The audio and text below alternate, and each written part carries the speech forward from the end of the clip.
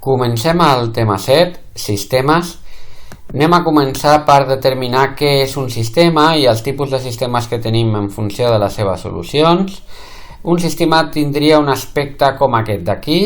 Serien dues equacions, una i dues, de primer grau, fixeu-vos que les incògnites estan elevades a 1, i amb dues incògnites, en aquest cas x i y, dues equacions de primer grau amb dues incògnites.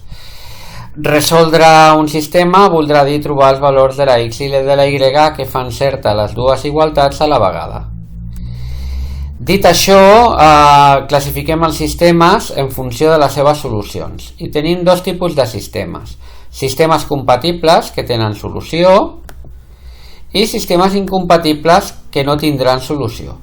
Dintre dels sistemes compatibles, és a dir, sistemes amb solució, tenim dos tipus: sistemes compatibles determinats, que només tenen una solució, sistemes compatibles indeterminats, que tenen infinites solucions, i havíem dit per últim els incompatibles que no tenien solució.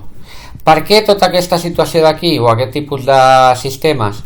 Fixeu-vos que això d'aquí serien funcions de primer grau. Si aïllem la y, passant aquest 2x negatiu a l'altre costat, tindríem una funció de primer grau que podríem representar gràficament fent la taula de valors, la podríem representar als eixos de coordenades.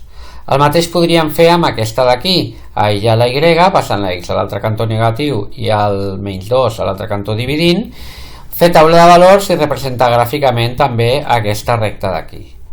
Si representem les dues rectes als mateixos eixos de coordenades, ens podríem trobar amb tres situacions diferents.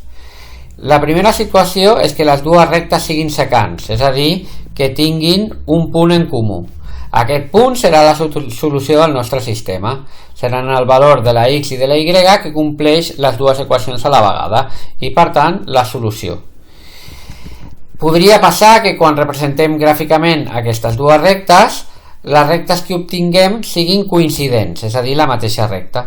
Llavors tindrem molts punts en comú, infinits punts en comú, tots els punts que es trobin sobre les nostres rectes. I per tant parlarem de que tenen infinites solucions.